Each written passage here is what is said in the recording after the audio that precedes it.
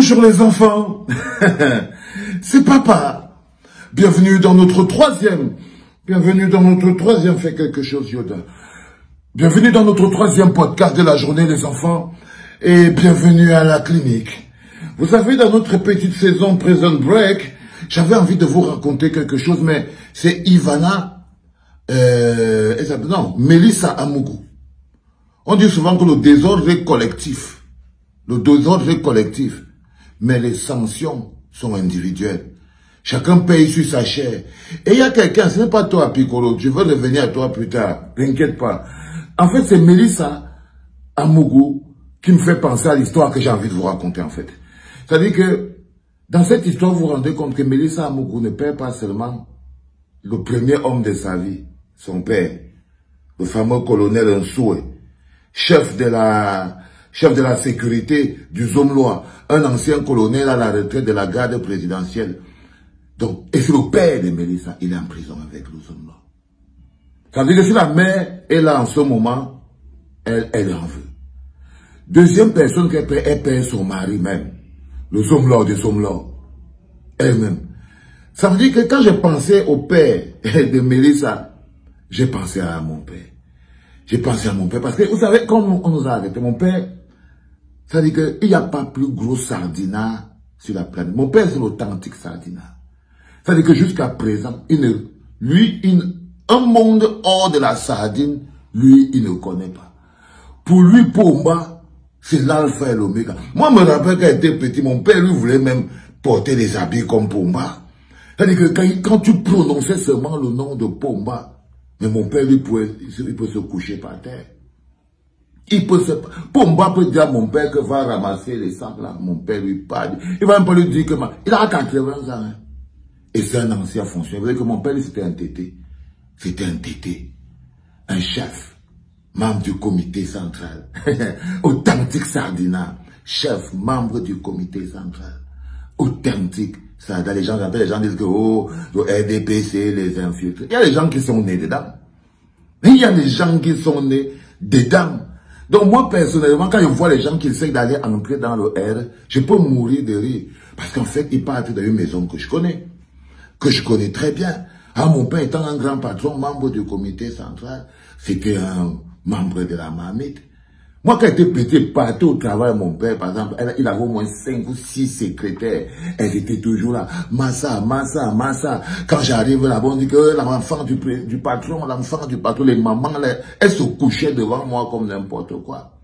Mais, le premier bug que mon père a eu, c'est quand il a pris la retraite. Vos parents connaissent ça, non? Quand le gars a goûté la retraite, ça dit qu'il est redevenu un homme normal. 2 jours après, il doit repartir dans son travail pour prendre les documents. Il s'étonne que la femme, la petite secrétaire qui se couchait, dit que Massa dit que non, il faut attendre un peu dehors, monsieur Abel, le patron est là-bas et tout. Il s'étonne. Il voit que les gens qui se couchaient par terre devant lui, ils se couchent plus. Le gars s'est repris, il a compris que quand le pouvoir te quitte, ça t'a quitté. Je vous raconte cette histoire parce qu'il faut que vous compreniez. Les gens ne savent pas qu'il y a des gens qui se couchaient devant Amougou. Quand ils entendaient seulement qu'Amougou va venir chez eux, Amougou Béling va venir chez eux, ils étaient déjà en train de pleurer. Aujourd'hui, même à Vision 4, la magie est morte. La magie, si tu prends Amougou maintenant, tu le mets encore dehors. La magie est morte. On ne voit que l'homme, le déchu. Le pouvoir est passé ailleurs.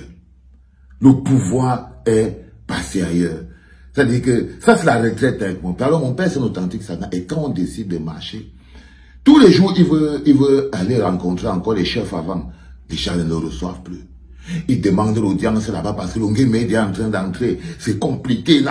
Il part là-bas. Il veut l'audience. Il veut l'avancement sur la solde. Il veut l'avancement sur la retraite. Il s'étonne que personne ne veut plus le recevoir. La maladie du retraité. Personne ne veut plus te recevoir. Donc le gars, il s'étonne que personne ne l'appelle plus. Les gens qui décrochaient quand ils travaillent, ils ne décrochent plus. Ils ne décrochent plus. Le gars n'est plus dans le business. Il n'est plus dans le business, il est dehors. Alors il est là dans son game, il tombe, il se relève, Finalement, un jour son téléphone sonne. Qui appelle? Atangachi. Les gros yeux. À Tanganji, les gros, il voit le numéro d'Atanganji. Son sang s'est d'abord glacé.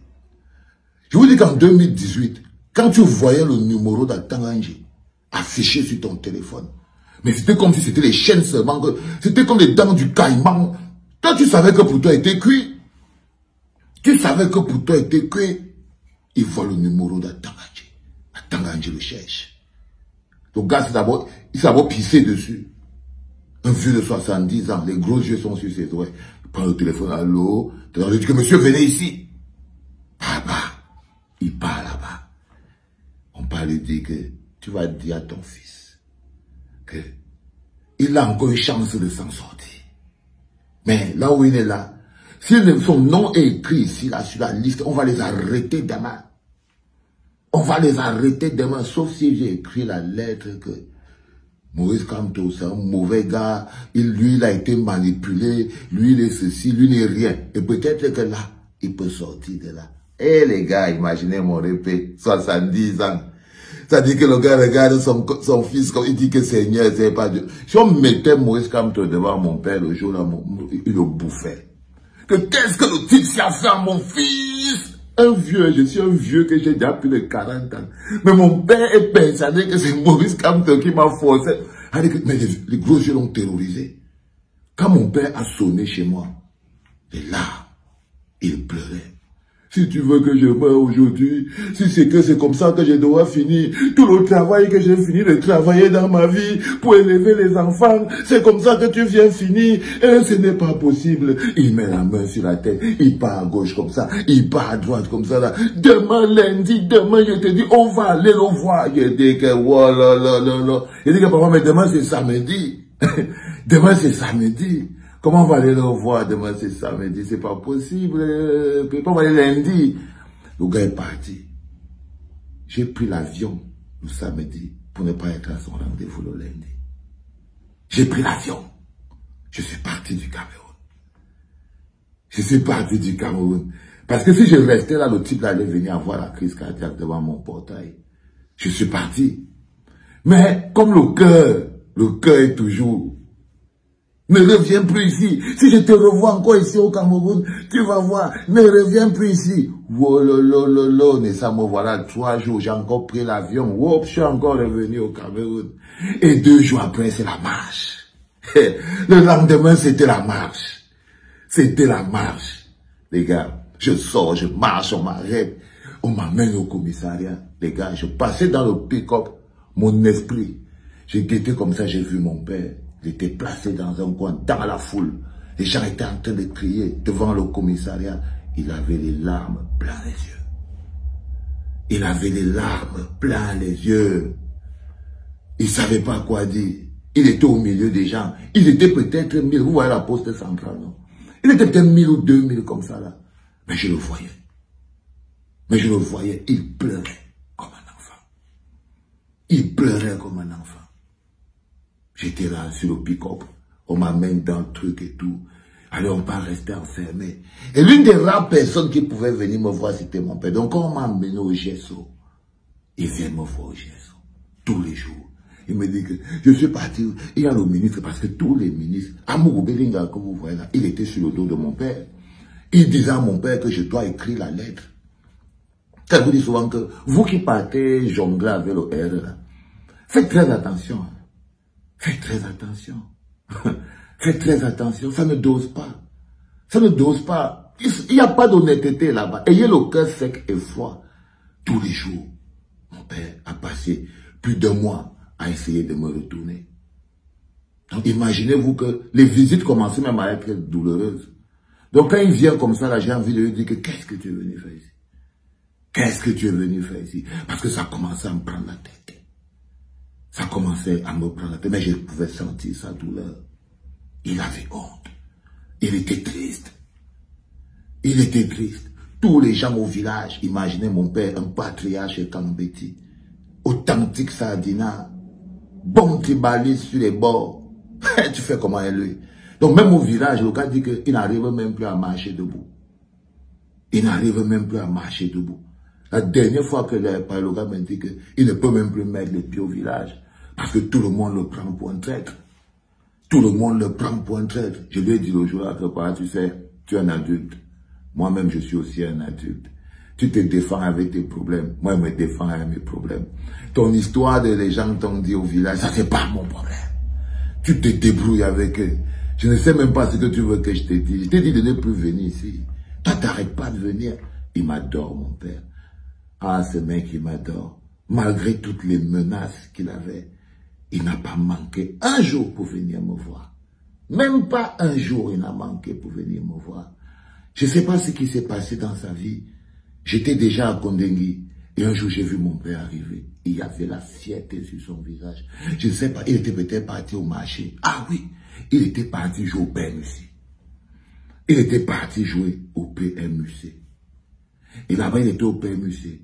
Le bonhomme qui était là, on regarde la façon, on lui a donné un billet de 10 000, un autre boulot, il a dit que c'est pour ton fils, pour le sacrifice que ton fils il fait pour le Cameroun, vraiment répé, voilà 10 000.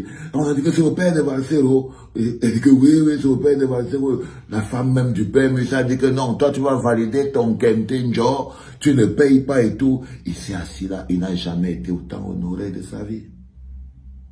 C'est le jour là où il a connu la vie hors de la sardine. C'est le jour-là où il a connu la grandeur et la dignité. C'est ce jour-là où tout a changé dans sa vie.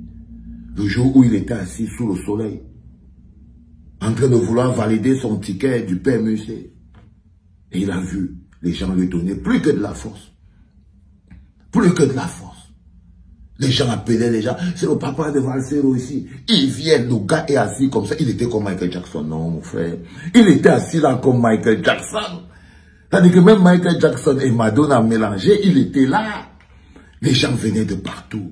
Il signait les autographes. Il était content. Ton fils c'est un lion. Ton fils c'est un grand. Ton fils c'est un fort. C'est-à-dire qu'il voit la distance entre ce que les gens lui disent que non, ton fils c'est un gars qui veut déstabiliser. Il n'est pas bon. Il est la honte des écarts. Il est ceci, il est cela. Et tous ces gens qui lui disaient ça, ils l'ont abandonné. Tous ces écarts qui lui disaient que ton fils est la honte des écarts, tous ses cousins, ils l'ont abandonné. Et là, il venait de retrouver la chaleur du peuple. Il venait de retrouver la chaleur du peuple. Ça veut dire que sa famille nucléaire l'avait abandonné. Et il était assis au carrefour, sous le soleil, en train de jouer au PMUC. Et là, le peuple, c'est pour ça que j'ai tellement confiance au peuple camerounais. C'est pour ça que je vous fais tellement confiance. Parce que cet homme-là, vous l'avez sauvé. Parce que mon vieux pépé, il a 80 ans aujourd'hui. S'il est encore vivant, vous l'avez sauvé. Parce que l'énergie qu'il a pris là, l'a rajeuni d'au moins 20 ans. L'énergie qu'il a pris là, l'avait rajeuni d'au moins 20 ans. Je l'ai vu venir à la prison de Kondengui. Le sourire jusqu'ici. Depuis quand le type s'y sourit? Le sourire, la banane et tout. Qu'est-ce qui s'est passé? Il dit que ça va, oui, oui, oui. Il commence à parler enfin du dossier. Mon père a fait plus de 6 mois, il venait me voir. Il ne voulait même pas entendre où en est la défense. Pour lui, c'était que Maurice Kamto a pris son enfant et l'a amené aux femmes là. Ça, c'était sa logique. Mais le respect qu'il a aujourd'hui pour ce monsieur est jusqu'à ce niveau. Comme quoi, quand vous sortez un peu la tête de la boîte de sardines, vous pouvez voir à quel point le monde est grand, le monde est fort, le monde est beau. Et je voulais vous remercier pour ça, les enfants, parce que vous ne saviez pas ce que vous avez fait ce jour-là à mon père, mais vous lui avez sauvé la vie. Vous avez sauvé sa vie que moi je ne pouvais pas, parce que c'est moi qui l'avais mis dans les problèmes. C'est là où j'ai découvert à quel point il m'aimait, parce que il a partagé ma prison avec moi. Pendant 10 mois, il est venu pendant 10 mois, tous les jours, les gars. Tous les jours, même pas manquer un jour. Même pas manquer un jour. C'est pour ça que quand je vois ce qui arrive aux autres, je leur dis, j'espère que vos familles seront aussi fortes que la mienne l'a été. Les enfants, j'aime bien vous raconter ces histoires en ce moment-ci, parce que c'est le moment, quoi, comme on dit. Je vous ai dit, j'enregistre mes mémoires, j'écris mon histoire, et là, c'est l'épisode Prison Break de mon histoire. C'était papa.